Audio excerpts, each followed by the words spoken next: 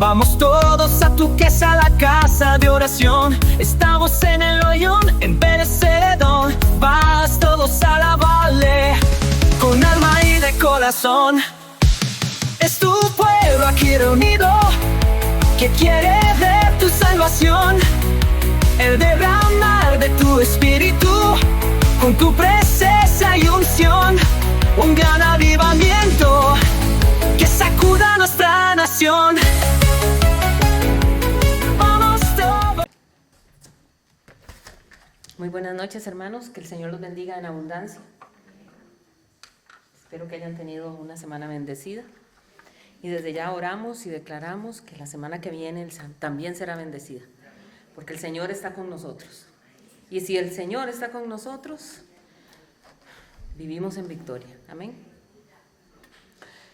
Bueno, hermanos, declaremos el verso lema del mes de julio.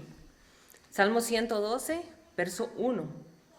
Dice la palabra del Señor: bienaventurado el hombre que teme a Jehová y en sus mandamientos se deleita en gran manera. Ay, que el Señor ponga en nosotros ese deseo de deleitarnos en los mandamientos del Señor. Que el Señor ponga ese anhelo de estarnos nutriendo de la palabra del Señor, porque realmente esa es la fortaleza del creyente, la palabra del Señor y sus promesas. Hermanos, entremos de lleno con el tema de hoy. El tema de hoy, que les traigo hoy, yo le puse como título: el amor de Dios. Todos sabemos que nuestro Dios es un Dios de amor. Todos entendemos eso, pero a veces es extraño, se nos olvida que nuestro Dios es un Dios de amor. Entonces, ¿por qué pasa eso? Bueno, porque a veces llegan los problemas. A veces llegan los problemas y como que en ese momento de tribulación, de dificultad, de angustia, tendemos a olvidarnos de que el Señor lo que quiere es lo mejor para nosotros. Y a veces cometemos el error hasta de culpar al Señor de las cosas que nos están sucediendo. Pero siempre, siempre en el corazón de nuestro Dios hay amor por sus hijos. Entonces, el problema del creyente es no entender. Primero, no entender el amor de Dios, pero segundo, no vivir el amor de Dios. Por eso este tema es tan importante. Porque cuando nosotros, siendo ya cristianos, como les digo, viene el golpe, viene el zarandeo, viene ese viento que nos hace doblegarnos y sentir que nos vamos a caer. A veces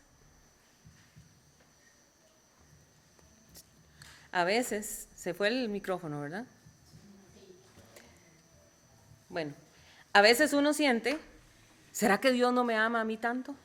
Y a veces uno escucha al creyente decir, es que a mí, yo no sé por qué. Dios le responde a todo el mundo, pero a mí no. Dios como que se olvidó de mí. Dios me está castigando. Y nada de eso es real, ¿verdad? Creemos, o nos vamos para el otro lado. Es que me siento tan indigno de la bendición de Dios. Es que yo soy tan malo que jamás Dios me puede bendecir a mí. Es que yo, y entonces brincamos de un lado a otro. Pero no se nos puede olvidar que la mayor expresión del amor de Dios ya fue dada. Y es el hecho de que Jesucristo haya dado su vida por cada uno de nosotros en la cruz del Calvario. Haya derramado su sangre allí de una manera tan grotesca, tan fuerte, para pagar el precio de nuestra salvación. Esa es la mayor muestra de amor que nos pudo dar nuestro Señor. Pero tampoco nos podemos quedar solamente con eso. Sí, Dios me amó, sí, Dios ya pagó por mis pecados, Jesús murió en la cruz por mí. Nosotros tenemos que avanzar, cada día ir avanzando más, para poder ir experimentando cada día más el amor de Dios. El apóstol Pablo era un hombre de muchísima oración. Y él siempre estaba en comunión con Dios, siempre. De hecho, él escribió: orad sin cesar. Manténganse en oración. Y uno a veces no entiende cómo el amor de Dios ha ido transformando el corazón, porque han venido situaciones, hemos tenido que vivir pruebas difíciles y en medio de esas pruebas hay una paz. Hay una paz que o en otro momento que antes de haber conocido de Jesús nos hubiésemos querido volver locos. Pero viene la prueba, viene la dificultad y el amor de Dios nos envuelve de una manera tal como que nos da un anestésico para la situación. Así es el amor de Dios y a veces ni siquiera nos damos cuenta que el amor del Señor está envolviéndonos. ¿Verdad que es cierto? Bueno, entonces uno toma la escritura y uno comienza a ver que Pablo, el apóstol Pablo, hacía muchísimas oraciones. Era un hombre de muchísima oración, pero él no se dedicaba solamente a orar al Padre pidiéndole: Señor, Dios Todopoderoso, dales provisión material a los hermanos de la iglesia de tal, dale provisión, bendícelos económicamente a la iglesia de este. Él no se quedaba solamente con esa oración. Y ojo, con esto no estoy diciendo que orar por la bendición financiera esté mal. El Espíritu Santo nos dice que nosotros debemos de pedirle todo al Señor, absolutamente todo. Pero las oraciones de Pablo iban más allá que de lo material. Así que vamos a ver algunas, vamos en especial una oración del apóstol Pablo, y busquen, yo quisiera que ustedes vayan a la palabra y se vayan a la carta de Efesios, a la carta a los Efesios, escrita por el apóstol Pablo a la iglesia de Éfeso. Efesios. Y cuando encuentran la carta, vayan al capítulo 3.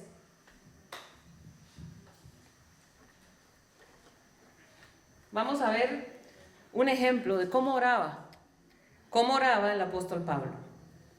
Hay gente que dice: es que yo no sé ni cómo orar.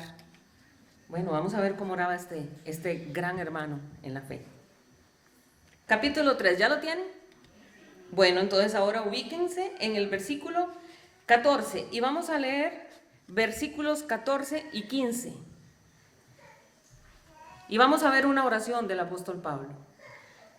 Dice así la palabra del Señor: por esta causa doblo mis rodillas ante el Padre de nuestro Señor Jesucristo, de quien toma nombre toda familia en los cielos y en la tierra. Por esta causa, dice el apóstol Pablo, doblo mis rodillas ante el Padre de nuestro Señor Jesucristo, de quien toma nombre toda familia en los cielos y en la tierra. Entonces, en estos versículos, Pablo inicia una de las oraciones más profundas del Nuevo Testamento. Él comienza esa oración diciendo: por esta causa. Cuando él dice por esta causa, ¿cuál era la causa? Bueno, él se está refiriendo a todo lo que él ha venido explicando acerca del plan de Dios. Que por medio de Jesucristo, tanto los judíos como los gentiles forman un solo pueblo y tienen igual acceso a la gracia de Dios. Oigan qué maravilloso. Porque recuerden que Pablo fue llamado a ser apóstol de los gentiles. El gentil era el que no tenía nada que ver con el pueblo de Israel. Y antes de que apareciera el apóstol Pablo y de los apóstoles, o sea, la iglesia que se estaba formando creía que Jehová, que Jesucristo, era Dios únicamente para el pueblo de Israel, para los judíos. Pero él aquí está hablando y dice: no, los gentiles también forman parte de la iglesia del Señor y van a tener igual bendición, igual acceso a la gracia de Dios, a la salvación. Entonces, era una verdad extraordinaria que se estaba dando. Todo el mundo quedó asombrado. Y entonces, Pablo no está respondiendo como con una discusión teológica a la gente que estaba asombrada de esto, sino que él lo hace con una oración. Él responde con una oración. Y lo primero entonces que vemos es que dice que él dobla sus rodillas ante el Padre de nuestro Señor Jesucristo. Y doblar las rodillas es un acto de humillación. Humillarse. Cuando usted dobla sus rodillas, usted le está diciendo: Señor, yo estoy reconociendo que tú eres el Señor. Pero el doblar rodillas tiene que ir más allá de un acto, de simple y sencillamente arrodillarnos. Por eso es tan peligroso, porque nuestras rodillas solamente se pueden doblar ante nuestro Dios. Usted no debe de doblar sus rodillas ante nadie. La humillación de su corazón y de su ser únicamente tiene que ser ante nuestro Señor. Amén. Qué peligroso cuando hasta inclusive usted ve ese romanticismo, ¿verdad? De que cuando el novio le va a pedir que se case a la novia, dobla sus rodillas ante ella. El creyente no hace eso, porque nosotros tenemos que ser celosos de a quién le estamos mostrando nuestro honor, nuestra humillación. Solamente se dobla la rodilla ante nuestro Dios. Amén. Hay que tener mucho cuidado con eso. Entonces, Él no solamente está doblando las rodillas como simplemente una acción física, sino que es algo que va a nacer del corazón, es algo genuino. Y cuando usted doble sus rodillas, cuando usted sienta en su corazón, yo necesito postrarme ante el Señor porque estoy reconociendo que Él es mi Dios, hágalo, pero hágalo que nazca desde lo más adentro de su ser. Dígale: Señor, aquí estoy, yo doblo mis rodillas ante ti. Yo reconozco que tú eres mi Señor, que tú eres mi Salvador y que tú eres mi único Dios. Amén. Porque en ese momento nosotros estamos reconociendo algo maravilloso, que Dios es todopoderoso, porque Dios es todopoderoso. Mario hoy dijo: no hay enfermedad que sea más grande que el poder que tiene nuestro Dios. Y eso es cierto. No hay enfermedad más grande que el poder de nuestro Dios. El Señor puede hacer cosas maravillosas, maravillosas, porque Él es el hacedor de todas las cosas. De Él viene la vida. Él es el creador. Y nosotros tenemos que entender eso. Nosotros dependemos de Dios. Nosotros tenemos que también entender que necesitamos del perdón de Dios, que necesitamos de la ayuda de nuestro Señor, que necesitamos la dirección de nuestro Dios. Porque no podemos vivir por la vida creyendo que nosotros nos valemos por nosotros mismos. Tomamos nuestras decisiones, hacemos y deshacemos a nuestro antojo. Nosotros tenemos que reconocer el señorío de Cristo en nuestra vida. Y entonces aquí estamos hablando de que el apóstol Pablo, si bien es cierto, no era de los 12, él no era de los 12, pero aún así los 12, los primeros llamados al discipulado del Señor, los apóstoles del Señor, aún así lo respetaban. Pablo era un hombre respetado dentro de la iglesia de Cristo. Él era un hombre que tenía muchísima autoridad. Ellos reconocían el apostolado a los gentiles que el Señor Jesucristo les había entregado. Y a pesar de ese tremendo poder y autoridad que tenía dentro de la iglesia, él, a pesar de la influencia que tenía, él se humilla y dobla sus rodillas delante de Dios. A veces el cristiano siente que porque los años que lleva ya en la fe, que por la comunión que tiene con el Señor, a veces se nos olvida doblar las rodillas. Es cierto, a veces tenemos problemitas en las rodillas, ¿verdad? Y si nos arrodillamos seguro no nos podemos parar. El Señor eso lo entiende también. Pero que siempre haya una humillación en el corazón. Y si sus rodillas están sanas, hermanos, no dejen de postrarse delante del Señor. No dejen de hacerlo. Eso es un acto maravilloso. Un acto que tiene mucho, mucho poder en el ámbito espiritual. Ahora, otra cosa también, recordemos que la Escritura dice que Dios mira de lejos al orgulloso. Al que es orgulloso el Señor no le gusta, pero dice, Él da gracia al humilde. Y eso es parte de la humildad, doblegarnos ante el Señor. Ahora, estamos leyendo la carta a los Efesios, ¿verdad? Y esta carta de los Efesios es una de las cartas que se llaman las cartas de la prisión. Porque Pablo estaba en la cárcel. Pablo lo habían metido en la cárcel por predicar el evangelio. Y en la cárcel él escribió estas cartas. Desde esa celda, sí, no se quejaba. Pablo no se quejaba, no murmuraba. No se enojó con el Señor. Señor, ¿cómo? Si yo estoy trabajando para ti, ¿cómo es posible que permitas que yo caiga en la cárcel. No tienes poder, Señor, para sacarnos de aquí. Él no estaba quejándose, sino que él ahí en la cárcel comienza a levantar una oración y parece que eso era como muy común en él, porque ahorita estamos leyendo la oración que está haciendo él escribiendo esta carta a los Efesios. Pero recuerden que también cuando escribió la carta a los Filipenses, Pablo también estaba en la cárcel.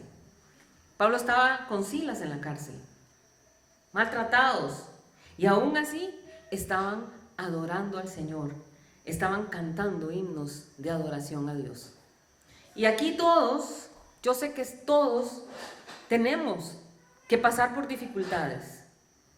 Usted tal vez ha pasado por muchísimas, quizás otro hermano no ha pasado por tantas, pero déjeme decirle que en algún momento de nuestra vida tenemos que pasar por situaciones difíciles, por obstáculos en el camino. Porque en el caminar con Cristo nos tenemos que encontrar esos obstáculos, porque así es como nosotros demostramos la fe que tenemos. Y ahí nos vamos fortaleciendo.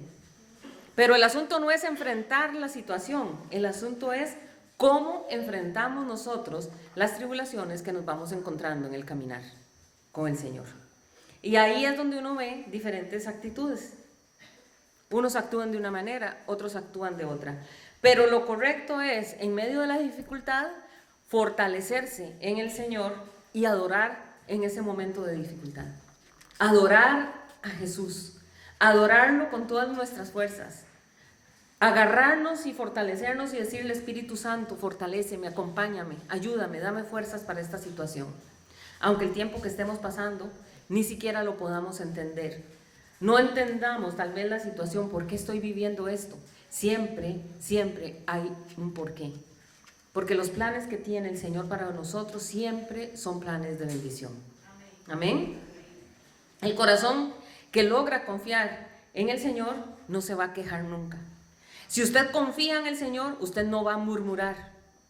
Si usted confía de veras en el Señor, usted dice: Señor, yo te pido simplemente ayúdame a pasar esta dificultad. Porque yo sé que después de esto viene la respuesta. ¿Para qué era? Y yo voy a ver cómo va a servir para mi edificación, para mi crecimiento espiritual y para una mayor gloria que va a venir a nuestra vida. Amén. Entonces, esto que estamos leyendo se convierte en un ejemplo para nosotros. Esta oración de Pablo, esta forma de cómo se comporta Pablo ante las dificultades, nos viene a dar ejemplo a nosotros hoy. Orar y adorar en tiempos difíciles. Esa es la primera enseñanza que encontramos. Ahora, seguimos viendo el texto. Y ustedes se dan cuenta ahí que dice que hay familias en los cielos y que hay familias en la tierra. ¿Se dieron cuenta? Habla de que hay familias en los cielos y familias en la tierra. Ahora, hay diferentes interpretaciones a esto. Una de ellas, de la familia, cuando se habla de la familia de Dios, muchos comentaristas dicen que Pablo se está refiriendo aquí a la familia de Dios que está compuesta en los cielos, a los creyentes que ya han muerto y que ya están en Cristo. Todo aquel que aceptó a Jesucristo y murió está en el cielo y está formando parte de la familia del Señor en los cielos. Y la familia del Señor en la tierra son los creyentes que aún estamos aquí vivos. La idea es que la iglesia no está dividida. Nosotros somos iglesia, tanto los que viven como los que están muertos. ¿Me entienden? Cuando el Señor venga a levantar a su iglesia, levantará a la novia. Y la novia es muertos primero y después los vivos. Entonces no significa que los que murieron no son parte de la iglesia, no son parte de la familia. Descansan por un corto tiempo, pero dice después nos reuniremos todos juntos con el Señor. Amén. Entonces, por eso es que Pablo dice, estas palabras son para consolarlos, porque los que partieron en Cristo no es que usted nunca más los va a volver a ver. Es un corto tiempo que nos separa, pero luego estaremos todos juntos, porque somos la iglesia. Somos la familia de Dios. Somos los hijos de Dios. ¿Me entienden? Entonces, la iglesia no se divide. Una parte está en la presencia del Señor ahorita, que si usted se queda analizando lo que dichosos, ¿verdad que sí? Qué dichosos porque ya están en la presencia del Señor. Y otra continúa sirviéndole al Señor aquí en este mundo como estamos nosotros hoy. Pero todos tienen un mismo Padre. Todos somos hijos de Dios y todos esperamos ser la novia del Cordero. Amén. Esto armoniza muchísimo con el contexto que se está escribiendo la carta a los Efesios. Pablo habla de una unidad del pueblo de Dios. Una unidad. Qué hermoso es cuando uno tiene fe. Hay dos cosas maravillosas. ¿Cuál es uno de los golpes más fuertes que recibe el ser humano? Es el golpe de la muerte. Cuando usted pierde un ser querido. Pero qué maravilloso es cuando hemos aceptado a Jesucristo y entendemos el plan de Dios. No vemos la vida truncada. Qué maravilloso es cuando la persona que fallece es un creyente. Qué hermoso. Hay una gran diferencia. Y es maravilloso cuando estamos en Cristo. Porque no vemos la tumba como el final de todo. No sentimos el vacío y la frialdad ahí, el cementerio y la tumba. Porque el que no está en Cristo constantemente está pensando, ahí está mi mamá, ahí está mi papá, ahí está mi hijo, ahí está mi esposo, ahí en ese hueco. Nosotros sabemos que ahí no está. Nosotros sabemos que si está en Cristo, está en la presencia del Señor. Amén. Eso es maravilloso. El mayor de los regalos después de la salvación es esa paz que el Señor nos da. Una paz que sobrepasa todo entendimiento y que nadie lo entiende hasta que lo vive y lo experimenta. Ahora, la palabra griega para padre es pater. Y familia, la palabra para familia familia también viene a ser patria. Pater, padre, familia, patria. Están relacionadas las dos, ¿se dan cuenta? Padre y familia, padre y familia. Entonces Pablo hace como un juego de palabras para enseñar que la paternidad y toda la familia tiene un origen en Dios. Nació de Dios y volvemos a Dios. Dios es el creador y la fuente de toda la autoridad paternal que hay, porque Él es nuestro Padre. Porque cuando estamos en Cristo le podemos decir, dice la Escritura, Abba Pater, Abba Padre, papito mío. Y toda la familia existe porque Dios la formó. Entonces algunos intérpretes consideran también que la familia en los cielos también incluye a los ángeles. Es que esa es la familia que está en el cielo. ¿Por qué dicen? Bueno, dicen es que esa es la familia que Dios está hablando aquí. Querubines, serafines, ángeles, seres celestiales, todos esos. ¿Por qué se agarran? Porque recuerdan ustedes que hay un texto en Job que dice que los hijos de Dios se reunieron a hablar con Dios, ¿se acuerdan? Y ahí también entró Satanás y se fue entre los hijos de Dios. Entonces de ahí lo sacan, pero hay que distinguir. Ahora, sean ángeles, sean los creyentes que ya murieron y están ahí, no cambia lo que estamos leyendo. Pero sí tenemos que distinguir algo, que la relación de los ángeles con Dios es por creación y por servicio. Los ángeles fueron creados para servir a Dios. Son creación de Dios. Mientras que los creyentes somos por adopción en Cristo. Dios nos adoptó. Somos llamados hijos de Dios. No somos creación de Dios. Y la diferencia es fundamental en la teología del Nuevo Testamento. Eso tenemos que tenerlo claro. También hay que recordar que no todos los seres humanos, no todas las personas del mundo son hijos de Dios. Y hay muchos se molestan y dicen, ¿cómo? ¿No? En el sentido de la salvación, hay seres humanos que son creación de Dios, pero cuando se ha aceptado Jesucristo, pasamos a ser hijos de Dios. Esa es la gran diferencia.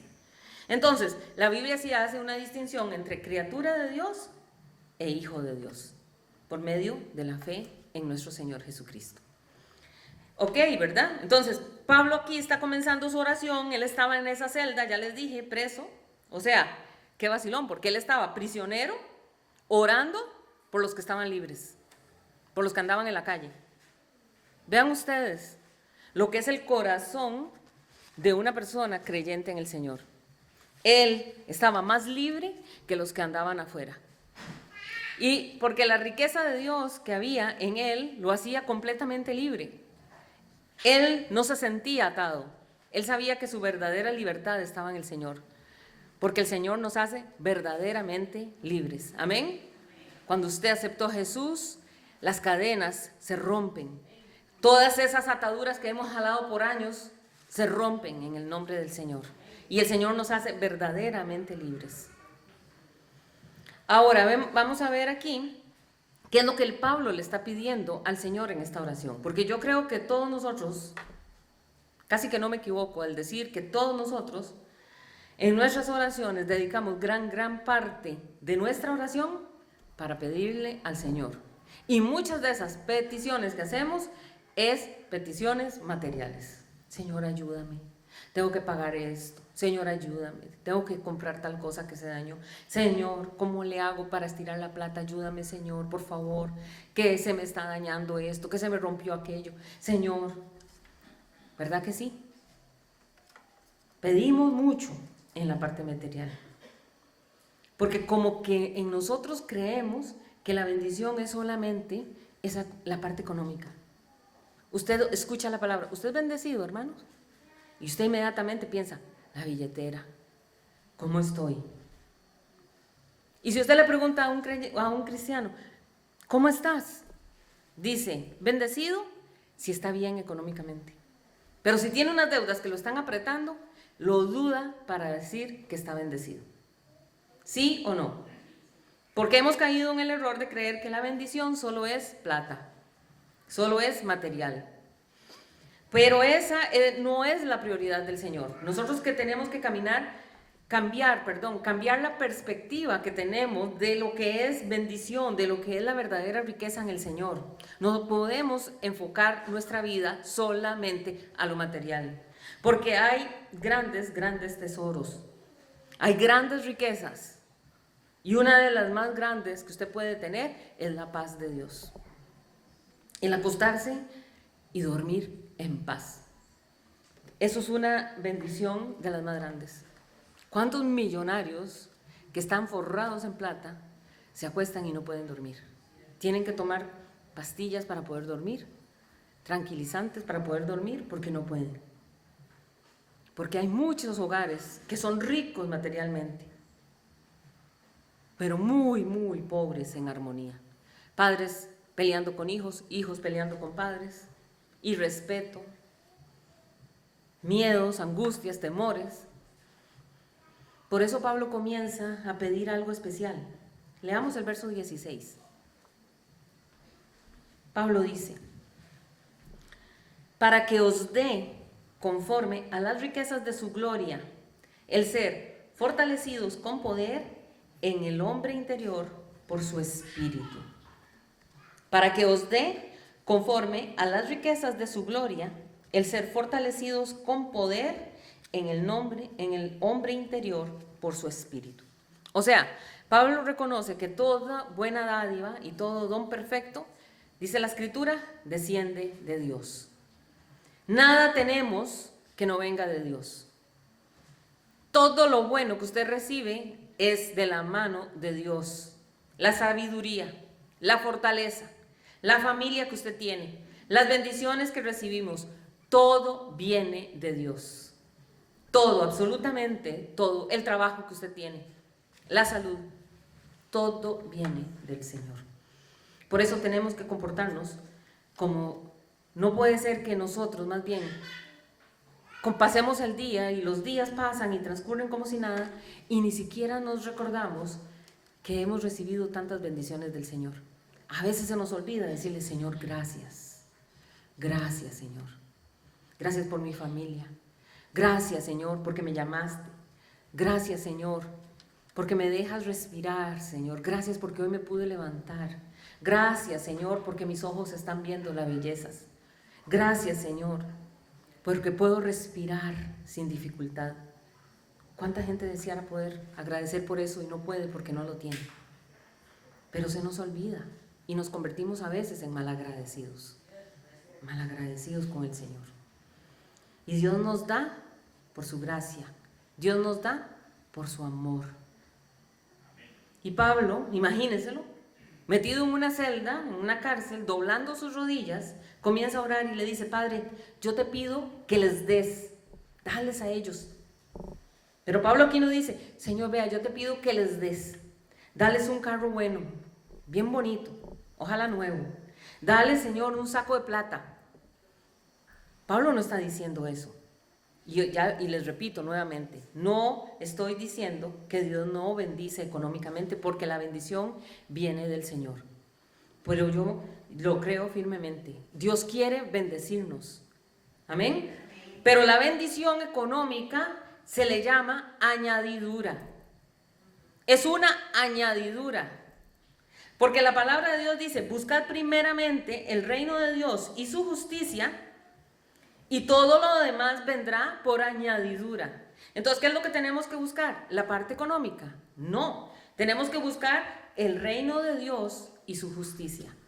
Eso es lo que Él quiere que nosotros busquemos. Que no pongamos nuestro corazón solamente añadiduras, añadiduras, añadiduras, añadiduras.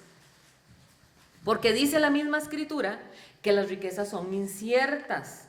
Y dice la palabra que las riquezas echan alas y salen volando. Y usted las quiere agarrar y ya no puede.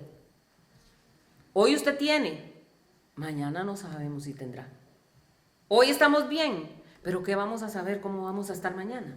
Tenemos que estar fortalecidos en el Señor y demostrarle al Señor que lo que queremos es su presencia más que cualquier otra cosa. Sino que pongamos también el corazón en el Dios vivo, el Dios poderoso, el Dios eterno. En Él encontramos la verdadera vida. Y en Él nosotros vivimos y permanecemos para siempre. Amén. Y Pablo dice: dales, dales. Pero aclara: Señor, dales, pero dales para que todo sea conforme a las riquezas de tu gloria. Entonces Pablo aquí no está relacionando las riquezas de gloria con las riquezas terrenales, porque las riquezas de la gloria de Dios son otra cosa, ya le dije. Y las riquezas terrenales, ¿qué miran? Solo miran: qué dichoso, qué buen carro anda, qué dichoso, cómo compró esa casa tan linda, qué dichoso que tiene casa en la playa, qué dichoso que tiene casa en la montaña, qué dichoso. Eso es, qué dichoso cómo se viste de bien, solo marcas. Esos son las riquezas terrenales, que son pasajeras. Pero las riquezas celestiales, las riquezas de gloria, como dice el apóstol Pablo, son puras. Las riquezas de la gloria de Dios son maravillosas, porque vienen directamente de la mano del Señor. Amén. Las riquezas de gloria, conforme a ellas te pido, dice Pablo, que les des el ser fortalecidos en el Señor. Pero la mayoría de nosotros ponemos los ojos solo en la parte externa de las personas. Solamente. Y usted ha visto cómo engañan las redes sociales. Yo por eso no tengo redes sociales. Las redes sociales son una farsa. Usted abre las redes sociales y usted ve qué vida más bella tiene fulano. Vio qué familia más linda. Se vio siempre en todas las fotos juntos, sonrientes, paseando. Qué linda familia. Qué lindo vive, qué lindo tiene todo, qué belleza esto. Las fotos que ponen son las que quieren mostrar, pero ninguna familia es como lo quieren presentar en las redes sociales. Y la gente a veces menosprecia lo que Dios le ha dado por querer cosas que no existen. No existen. Son pura imaginación. Los famosos influencers, ¿verdad? ¿Cómo quieren demostrar cómo es la vida? Y la gente sueña con esas vidas. Eso es lo más triste. Eso es el puro mundo. El puro mundo. Nosotros ponemos la mirada. puramente como le pasó a Samuel. ¿Recuerdan ustedes? El profeta Samuel. El Señor le dice, vaya, porque yo quiero ungir a un hijo de Isaí. Y él se va y mira al mayor, el más grande. Uy, qué hombre más alto, qué buen fornido es. Se ve que tiene presencia extraordinaria. Este tiene que ser el futuro rey de Israel. Y el Señor le dice, no. Usted está mirando solamente con sus ojos, pero yo miro el corazón. Y aquel jovencito, pastorcillo de ovejas, que ni siquiera lo llamaron a la reunión, ese era el que el Señor quería. Pero a veces entonces nos sentimos frustrados porque nosotros ponemos la valía solamente en las cosas externas. Y se nos olvida que lo valioso está por dentro, lo que se lleva dentro. Los escribas y los fariseos miraban a Jesús. ¿Por qué cree usted que ellos no quisieron a Jesús desde el principio? Porque ellos miraron a Jesús y decían, ¿qué va a ser este? ¿Qué va a ser este el Mesías? Empezando, hijo de un carpintero. Jamás este. Viene de Belén, ¿qué va a salir algo? ¿Va a salir algo bueno de ahí? Nada sale bueno de ahí. Pero nadie vio que la plenitud de Dios estaba por dentro de Jesús y nadie lo notó. Así que tenemos que aprender a discernir, hermanos. Tenemos que aprender a discernir. Tenemos que dejarnos guiar por el Espíritu Santo. Tenemos que hacerlo, pedirle al Señor, Señor, dame sabiduría, para que no nos dejemos engañar por las estrategias del diablo que nos quieren hacer demostrar que lo que realmente vale no es. Y nos quiere dar, como decir, pura paja, pura basura, haciéndonos creer que eso es lo más importante. Cuando lo real, lo verdadero, es lo espiritual, lo que llevamos dentro. Y hay personas que usted las ve y pasan desapercibidas. Nadie ni siquiera les toma parecer, pero esas son las verdaderamente ricas, las que están espiritualmente llenas de la presencia del Señor. Pero como por fuera no se mira, es como nosotros, un ministerio pequeñito, que nos mantenemos firmes por la gloria de Dios y por su gracia y su misericordia, y aquí estamos permanentemente adorando al Señor y queriendo hacer su voluntad. Pero la gente nos señala, es que ¿por qué ustedes? No, esa iglesia no. Hermanos, no nos dejemos engañar por las cosas del mundo, permanezcamos firmes ante el llamado del Señor, porque lo que realmente importa es hacer la voluntad de nuestro Señor, más que lo que el mundo nos quiera decir. Ahora, el objetivo que Pablo perseguía al orar es que nos fortalezca a nosotros el Espíritu Santo. Pablo lo que estaba orando era eso. Señor, fortalécelos. Entonces es necesario fortalecer la relación que tenemos con el Espíritu Santo. Darle relevancia, darle importancia a nuestra relación, a nuestra oración y a nuestra comunión con el Espíritu Santo. Porque el Espíritu Santo es el que está aquí para guiar a la iglesia, para fortalecer a la iglesia. Recordemos, y se los digo siempre, somos templo del Espíritu Santo. Y eso no debe ser solamente un conocimiento. Sí, yo sé que yo soy templo del Espíritu Santo. No, yo tengo que tener la experiencia de sentir al Espíritu Santo en mí.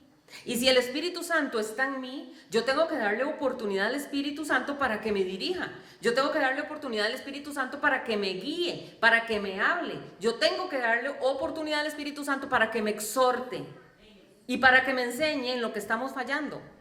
Y no cerrarle la boca al Espíritu Santo para que no nos dirija.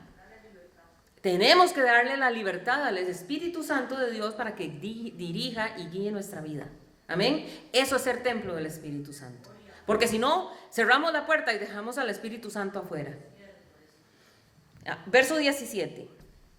Para que habite Cristo por la fe en vuestros corazones, a fin de que arraigados y cimentados en amor.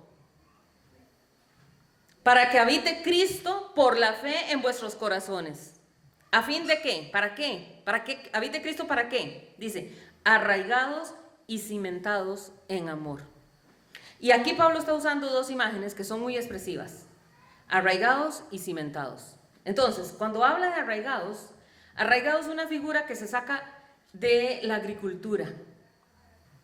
Es como puramente, es como el ejemplo del árbol, ¿verdad? Que el árbol necesita echar bastantes raíces y que esas raíces se metan bien profundas en la tierra para poder sostenerse y resistir los embates que todos los días reciben. Para también sacar de allí el alimento y poder fortalecerse, para mantenerse firme ante las tormentas que vengan. El creyente, de la misma forma que ese árbol, necesita estar arraigado en el amor de Dios, que se revela por medio de Cristo. Eso es lo que nos está diciendo. Fortalezcanse, métanse, arraiganse en el amor de Dios. Y dice cimentados. Cimentados es un ejemplo que se saca de la construcción, cimiento. Un edificio solo va a permanecer firme si está descansando sobre buenos cimientos, sobre un fundamento sólido. ¿Qué decía el Señor que enseñó? La casa que se edifica sobre la arena no soporta los ataques, los embates de las tormentas que puedan venir. Pero el amor de Dios, ese es el fundamento sobre el cual debe edificarse toda vida cristiana. ¿Y cómo conozco yo del amor de Dios si yo no tengo relación con Dios?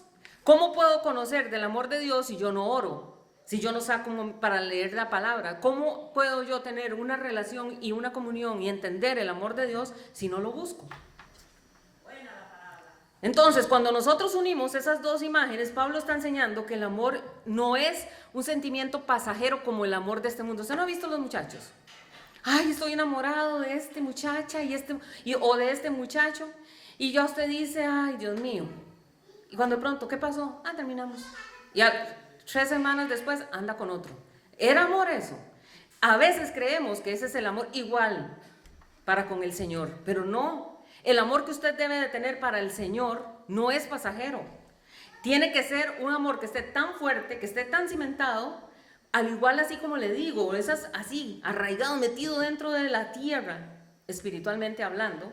¿Para qué? Para poder sostenerse en la fe. Porque entre más amor de Dios usted sienta en su corazón, su fe se va incrementando cada vez más.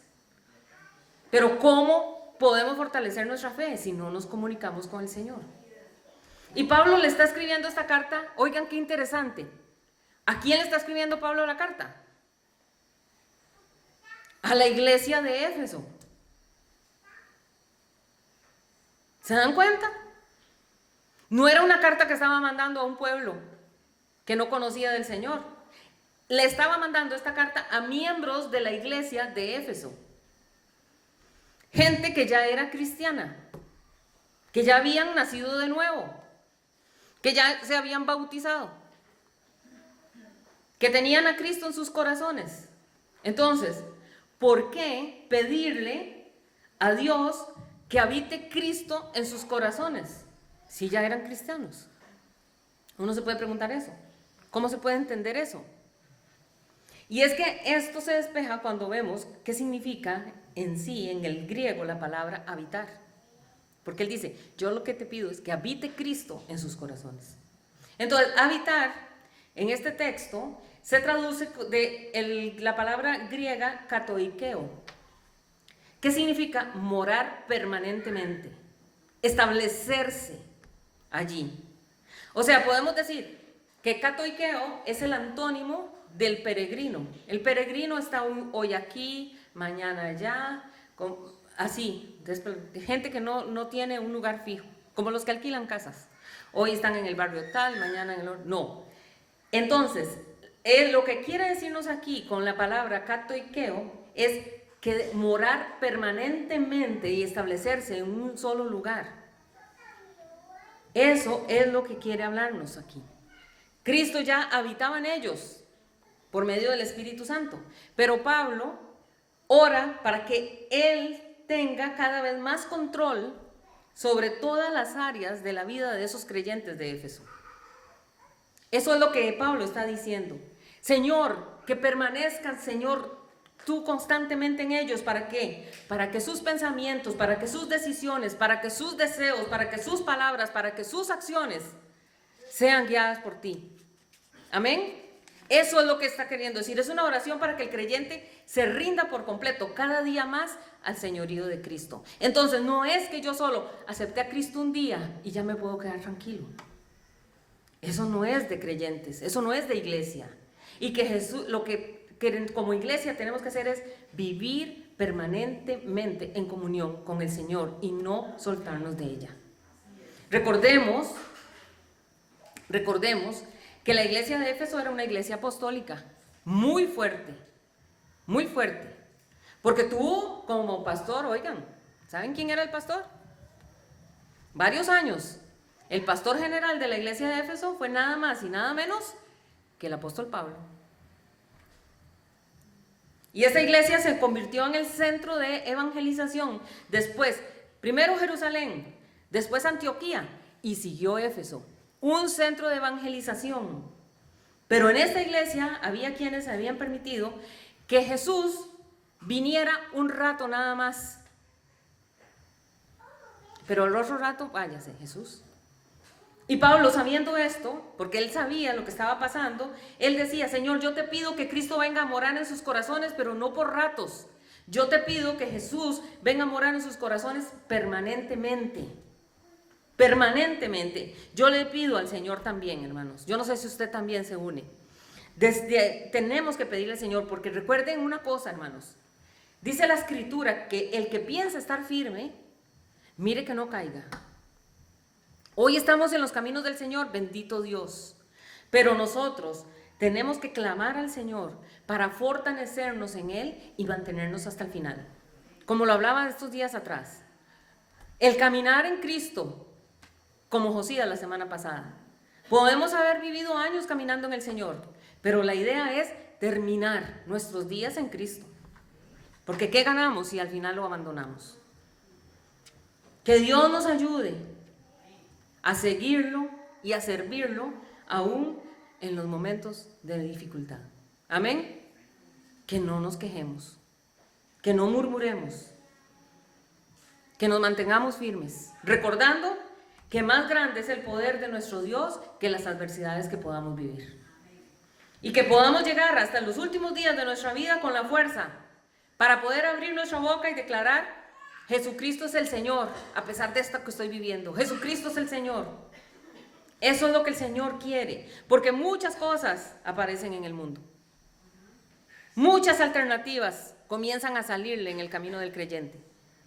Pero un corazón enamorado de Jesucristo, déjeme decirle que si usted está bien enamorado del Señor, pueden aparecer muchísimas cosas, pero nada lo dejará a usted engañar al Señor. Y el Señor tampoco permitirá que usted sea engañado. El amor es tan fuerte que ni usted se suelta de Él, ni el Señor lo suelta a usted. El Señor Jesucristo, recuerden, es el principio y es el fin, es el alfa y la omega. Él es nuestro todo. Y sin Él, dígame, piense un momento su vida y saque a Jesucristo de su corazón y de su vida. ¿Tiene sentido seguir viviendo? ¿Para dónde? ¿A dónde buscamos? ¿A dónde buscamos la fortaleza? Si Él es el único que tiene palabras de vida eterna. Y uno como creyente se pregunta: bueno, Señor, sí, yo quiero mantenerme firme. Ahora di, Señor, ¿cómo puedo entonces ser lleno de la plenitud de Dios? Porque yo quisiera que hoy todos oráramos: danos, Señor, esa plenitud de tu presencia.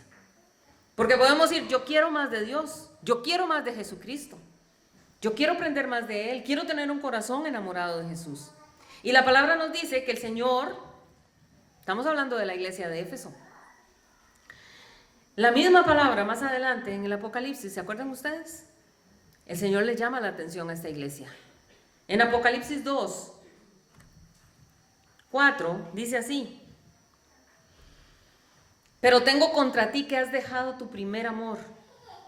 Mira de dónde has caído y arrepiéntete y vuelve a las primeras obras, porque si no, quitaré tu candelero de su lugar. A la iglesia de Éfeso, a la que Pablo estaba orando: Señor, fortalécelos. ¿Por qué? ¿Qué razón tenía Pablo? Dígame, ¿qué razón tenía Pablo de orar así? Miren cómo está llegando. Por eso nosotros tampoco podemos conformarnos con nada menos que ir nada más, solamente crecer y crecer y crecer hacia la plenitud de Dios, hermanos. No podemos quedarnos solo con que sí, ya yo acepté eso. Sí. No podemos quedarnos solo con eso. Verso 18 de Efesios 3 dice así: seáis plenamente capaces, siguió Pablo orando, vean, para que seáis plenamente capaces de comprender con todos los santos cuál sea la anchura, la longitud, la profundidad y la altura. Esta es parte de la oración que Pablo está haciendo por esta iglesia, que luego la vemos en el Apocalipsis siendo exhortada por el Señor. Entonces Pablo aquí habla y dice una frase aquí al principio, ¿vieron? Dice, plenamente capaces, para que seáis plenamente capaces de comprender. Entonces, cuando uno lee esto, uno se da cuenta que hay diferentes niveles de comprensión. Cuando comprendemos, no es que comprendemos y ya. Hay diferentes niveles de comprensión. Y entonces llega uno, conforme uno va avanzando en esos niveles de la comprensión, uno llega hasta ser capaz plenamente de comprender. ¿Y qué es lo primero que uno comprende como creyente? Lo primero que uno comprende es el sacrificio de Cristo en la cruz del Calvario. Esa es la primera obra que usted como creyente entiende, que usted como creyente comprende. Y por la cual, entonces, al entenderla, yo me apropio de ella. ¿Usted se acuerda antes de aceptar a Jesús que usted sabía que Jesús había muerto en la cruz del Calvario, pero usted lo entendía? No lo entendíamos. No lo entendíamos. Entonces, eso significa que nosotros dimos un paso y entramos a un nivel de comprensión un poquito más. Pero conforme usted va avanzando, usted va comprendiendo más. Más adelante creo, entonces, que la sangre que derramó entonces allí Jesús en la cruz del Calvario me limpió del pecado. Y voy avanzando en ese caminar en el Señor. Es por eso que Pablo dice que Pablo llegó a un nivel de comprensión tan grande que Pablo dijo, yo todo lo tengo por basura, por la excelencia del conocimiento de Cristo, que es mi Señor y Salvador. Oigan lo que dice Pablo. Llegó a un nivel de comprensión que dijo que la excelencia del conocimiento de Cristo que él tenía, entendió que todo lo que miraba a su alrededor era pura basura. Y todavía nosotros no hemos llegado a eso, ¿verdad que no? Porque todavía andamos revolcándonos y sufriendo por puras cosas tontas. Ay, que la casa está, ay, que esto, que me falta, ay, que necesito comprarme esos zapatos, ay, que necesito. No hemos llegado todavía, no se lo estoy diciendo a usted, yo me estoy incluyendo.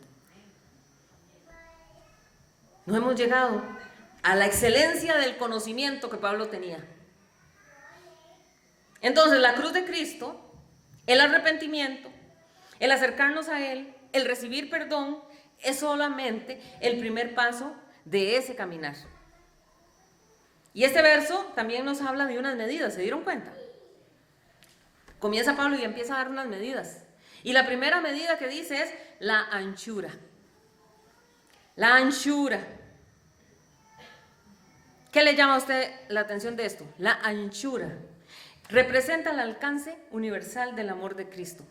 El amor de Cristo es tan ancho que abarca todo. Se extiende a todas las personas, de todas las naciones. Es que no hay un campito donde no logre llegar la anchura del amor del Señor. No hay diferencia de la nación a la cual uno pertenezca, de la cultura de la que somos, de la condición social que uno viva. Nadie queda excluido de la invitación del Evangelio del Señor, porque es en su amor. La segunda medida que da es la longitud. Y la longitud habla de la permanencia del amor de Cristo. Es un amor que comenzó antes, inclusive antes de la fundación del mundo, dice la palabra. Dice que Él desde antes de la fundación del mundo ya nos amaba. Antes de la fundación del mundo, en el propósito eterno de Dios, ahí estábamos. Y esa longitud de amor de Dios es tan que permanece ahí por toda la eternidad. Fue desde antes del principio y hasta el final y más allá y más allá. Nunca se va a agotar, ni tampoco va a cambiar con las circunstancias que estemos viviendo. La tercera medida que da es la profundidad. Y la profundidad nos recuerda hasta dónde descendió Cristo para salvarnos a nosotros. Es que a veces no lo analizamos, hermanos. Es increíble. Jesucristo estaba allá arriba, a la diestra del Padre. Era Señor, con toda autoridad, dominio, potestad. Y Él suelta, deja todo eso y baja. Baja y toma una naturaleza humana inmerecedora de Él. Sufrió rechazo, sufrió el dolor, sufrió la burla, la humillación, la muerte en la cruz para rescatar a los pecadores, que ni aún así lo queríamos aceptar. Su amor alcanzó lo más profundo de nuestras necesidades, de nuestra condición de pecado. Es que no quedó ni un pecado, por más bajo que sea, que no pueda ser perdonado por el amor de Dios. Y también nos dice la altura, porque así como Él bajó, también nos habla de altura. Y la altura señala el destino glorioso del amor de Dios que tiene para cada uno de nosotros, hermanos. Es que nosotros no nos vemos ni aquí, ni nos vemos ahí. Nosotros nos tenemos que mirar allá. ¿Amén? ¿Usted entiende esto, hermanos? Lo que significa realmente. Su espíritu está recibiendo esta palabra como debe de ser. Lo que el amor de Cristo logró para nosotros. Cristo no solo nos rescata del pecado, sino que nos hace hijos de Dios. Hijos de Dios. Nos da una vida nueva. Nos promete una herencia eterna. Oigan todo lo que Él quiere darnos. Junto a Él, allá arriba en el cielo. Junto a Él eternamente. Y esa es una descripción de un amor infinito para sus hijos que es difícil de que nosotros como humanos la podamos entender. Pablo usa estas 4 dimensiones para expresar una verdad que sobrepasa la capacidad. De hecho, humanamente nosotros no podemos entenderlo, porque nadie tiene el amor para poder entender esto. El amor de Cristo no tiene límites. Es tan amplio que alcanza a todos los que creen en Él. Nadie se queda por fuera. Es tan largo que nunca termina. Es tan profundo que llega al peor pecador de todos. Y es tan alto que lleva al creyente hasta la gloria de Dios. Y el verso 19 dice, y de conocer el amor de Cristo que excede a todo conocimiento, para que seáis llenos de toda la plenitud de Dios. Entonces el verbo conocer no es solamente tener información, sí, yo conozco, sí, yo sé, sí, yo me sé la historia, sí, que yo me la sé, que Jesús, sí, que vino, que nació en el pesebre, sí, y luego, sí, se hizo grande, carpintero, y hizo unas cosas, y luego murió en la cruz. Eso no es conocer. Conocer es experimentar personalmente el amor de Dios. Y en la Biblia conocer es una relación más cercana. Pablo decía que los creyentes vivan cada día conscientes del inmenso amor con el que Cristo nos amó. A veces dejamos a Cristo en segundo lugar, en tercer lugar, en cuarto lugar de nuestra vida. La persona que más nos ha amado y a veces ni siquiera nos acordamos de Él. Y el amor que demostró Él fue una manera que nadie ha demostrado tanto amor. Dar su vida en la cruz del Calvario. Dejarse maltratar, despreciar, humillar, martirizar como Él lo hizo. Bien claro, dice la carta a los Romanos en el capítulo 5, dice, mas Dios muestra su amor para con nosotros, en que siendo aún pecadores, Cristo murió por nosotros. Es que usted tal vez pueda dar la vida por unos chiquitos que están ahí. Usted dice, que se están quemando esos chiquitos, que yo me voy a ir a meter a saber si puedo salvarlos. Pero si es un montón de asesinos seriales que están ahí, ¿usted daría la vida por ir a salvarlos? En cambio, Cristo, sin importar lo vil, pecadores y malvados que somos, Él lo hizo. Entonces, no es un amor basado en méritos. No es que yo me merezco el amor de Dios, es que yo soy buena, yo sé que a mi Dios me ama porque yo soy buenísima. Yo no le hago daño a nadie, yo no maltrato a nadie. Por eso es que yo sé que a mi Dios me ama. No, el amor de Dios no es por méritos, hermanos, es gracia de Dios. Y es una gracia que excede todo conocimiento. Podemos conocerlo verdaderamente, pero nunca vamos a llegar a conocerlo de manera completa. Imagínense. No nos alcanza la eternidad para conocerlo de forma completa, nuestro Señor. Siempre va a haber profundidades de su gracia que nos van a asombrar siempre. Misericordias nuevas. Dice la palabra que las misericordias del Señor son nuevas cada mañana. Fidelidad de Dios que todavía no entendemos. El nivel de la fidelidad de nuestro Señor. Si tan solo nosotros nos diéramos la oportunidad de conocer del Señor más. Y no es por parte de Él está dispuesto a darse a conocer. Es por nosotros mismos que no le damos la oportunidad. Y esta verdad también nos enseña que la vida cristiana es un crecimiento continuo. Nunca dejamos de aprender quién es Cristo. Nunca vamos a dejar de aprender del amor del Señor. Pero una de las cosas que hace el diablo, porque ahí sí aparece él, el diablo siempre va a venir a atacar la identidad del cristiano. Siempre va a querer atacar la fe, siempre va a atacar la certeza del amor de Dios. Entonces se aprovecha, el diablo llega y se aprovecha ¿de qué? De los complejos, de las heridas, de los traumas, de las cosas que están mal en el corazón del cristiano, de los vacíos que hay, para hacerle pensar que Dios no lo ama, que Dios no lo cuida como debería, que Dios no lo escucha tampoco. Las oraciones Dios ni siquiera me oye.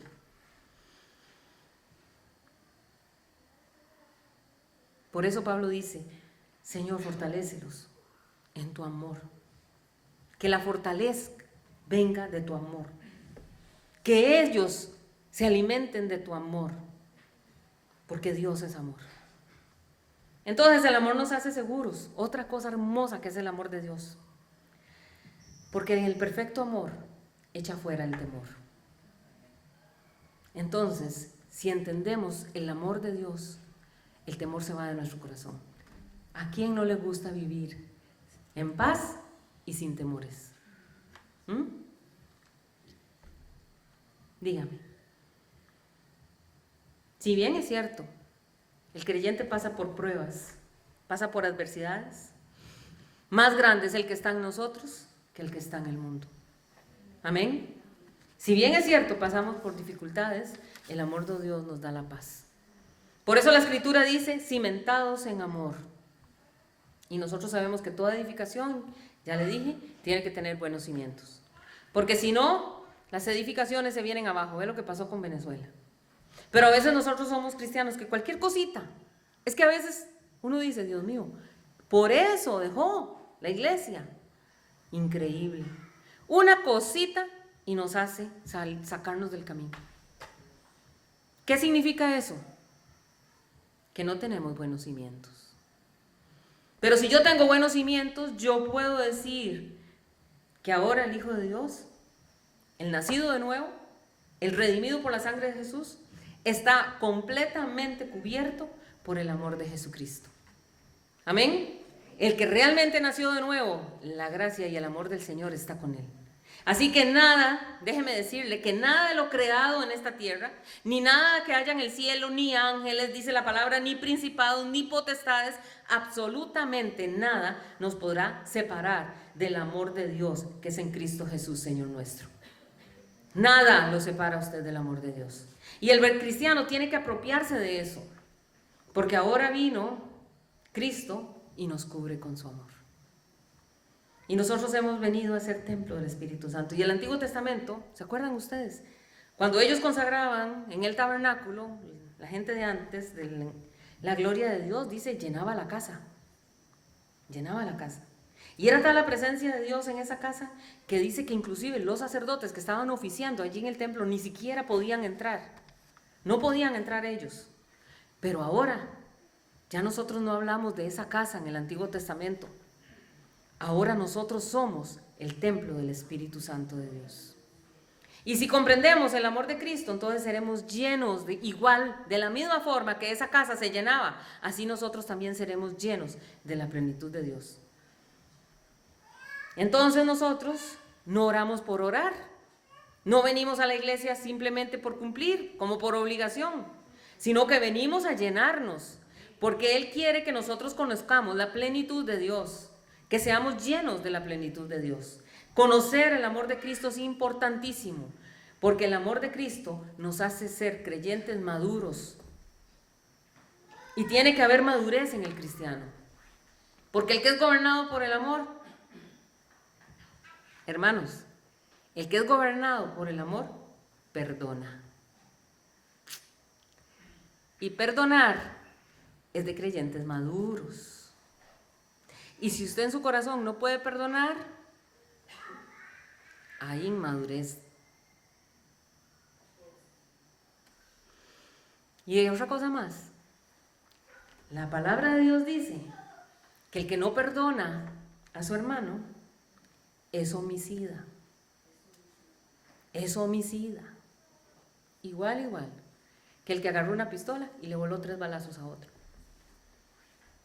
El que no perdona a su hermano es como Caín, porque Caín mató a su hermano. Entonces, cuando nosotros nos llenamos del amor de Dios, perdonamos. Tenemos la capacidad de perdonar. Y también tenemos la capacidad de tolerar. ¿Qué dice la Biblia? Tolérense unos a otros. ¿Y cómo nos toleramos? En el amor de Dios. Cuando el cristiano se transforma por la ira y se quiere desquitar, cuando se siente feliz porque a otro le va mal, no está caminando conforme al amor de Dios. Entonces ya es hora de que nosotros dejemos de mirar los defectos de la iglesia y comencemos a mirar el perfecto amor de Cristo que refleja a todos los que estamos aquí. Amén. Yo no miro el defecto del hermano, yo miro la gloria de Dios que está en él. Versos 20 y 21. Y aquel que es poderoso para hacer todas las cosas mucho más abundantemente de lo que pedimos o entendemos, según el poder que actúa en nosotros, a él sea gloria en la iglesia, en Cristo Jesús, por todas las edades, por los siglos de los siglos. Amén. Entonces Pablo podría haber dicho simplemente, puede hacer, y ya.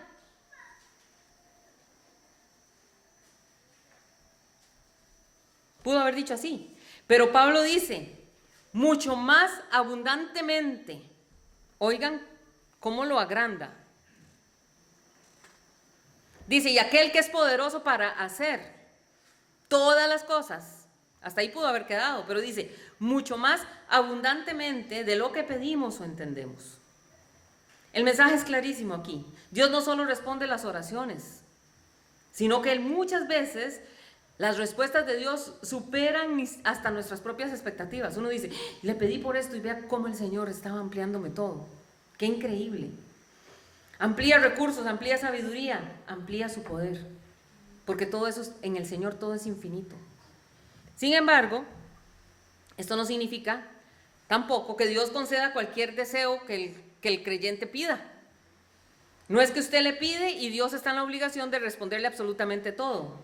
No, Él actúa conforme a su sabiduría y a sus propósitos eternos, que siempre serán mejores que nuestros propios planes.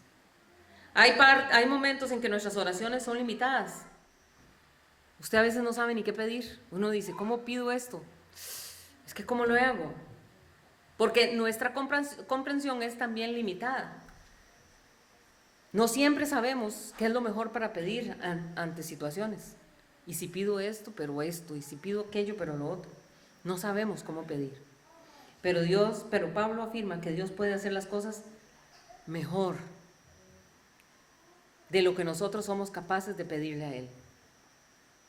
Mucho más de lo que nuestra mente puede imaginar, porque Él es perfecto, Él es sabio, Él todo lo conoce. Los planes del Señor son mayores que nuestra propia visión. Y la obra del Señor, más grande de todo lo que nosotros podamos tener en nuestras expectativas. Y entonces esto nos anima a nosotros a orar confiadamente, sabiendo que Dios no está limitado por nuestra capacidad de comprender, porque el Señor sabe. Por eso es mejor decirle: Señor, haz tú como tú quieras en mi vida. Haz tú como tú quieras, porque yo no sé ni qué será lo mejor para mí. Pueda que lo que yo crea que es mejor para mí dentro de 3 años sea un error. Y Pablo termina esta porción y algunos dicen que en realidad estos versículos son la conclusión del capítulo 1, 2 y 3. Así lo resumen. Pero aquí dice que el poder de Dios ya está actuando en nosotros. ¿Se dieron cuenta? No dice que va a actuar, dice que ya está actuando en nosotros. Así que nosotros tenemos que apropiarnos de lo que Cristo logró ya, de lo que Cristo alcanzó ya. Y cuando usted está enfrentando un tiempo de adversidad, un tiempo de dificultad, y si usted se está sintiendo mal, acuérdese, el poder de Dios ya, dice la palabra, actúa en usted. Ya actúa en usted. Cuando usted esté orando ahí en su cuarto, acuérdese que el Señor lo cubre por todo lado, por abajo, por arriba, porque el amor de Dios es extremadamente grande. Usted está cubierto de su presencia y de su amor. Y el enemigo no nos puede tocar. El enemigo, si usted está en el Señor, el enemigo no nos puede tocar. Y si el enemigo se levanta, pues lo reprendemos en el nombre de Jesús. Y él tiene que irse. Amén. Pero lo que el Señor hizo en la cruz del Calvario fue único, fue suficiente. Y todo lo hizo por amor a usted y a mí. Este es el Cristo al cual nosotros adoramos, al cual nosotros servimos. Y déjeme decirle que ese Cristo que nos ama tanto, viene pronto, hermanos. Viene pronto por nosotros, por la iglesia. Ese es el amor de Dios. Ese es el amor de Dios. Y en su amor, Él viene. Él no nos deja huérfanos, Él no nos deja solos. Él prometió que así como se fue, Él iba a volver. Y Él volverá por su iglesia. Porque dice la palabra que la iglesia, ya dijimos al principio, dice que los muertos en Cristo resucitarán primero cuando el Señor haga sonar esa trompeta. Y dice que la voz del arcángel sonará. Y se sonará una trompeta. Y los muertos en Cristo se levantarán primero. Pero dice que inmediatamente nosotros, los que estemos vivos, nos reuniremos con el Señor y estaremos con Él para siempre. Amén. El amor de Dios es grande. El diablo quiere hacer que su corazón se apague. No permita que su corazón se apague ante la mayor muestra de amor que podamos recibir. El amor de Cristo, el amor perfecto, el amor que perdona, que tiene misericordia, que desea lo mejor. Un amor que lo que quiere es bendecirnos. Un amor que lo que quiere es salvarnos y tenernos con Él para siempre. ¿Por qué no adoramos al Señor? Gracias, papá. Gracias, papá. Un día de estos estaba escuchando la canción de Julio Melgar, que dice: ya no soy esclavo del temor, pero lo que más me llama la atención de esa canción es que dice: yo solo sé. Saludos, bendiciones, somos Project King Studio Music, un proyecto de Dios y para Dios. Sigamos caminando hacia una eternidad con Dios.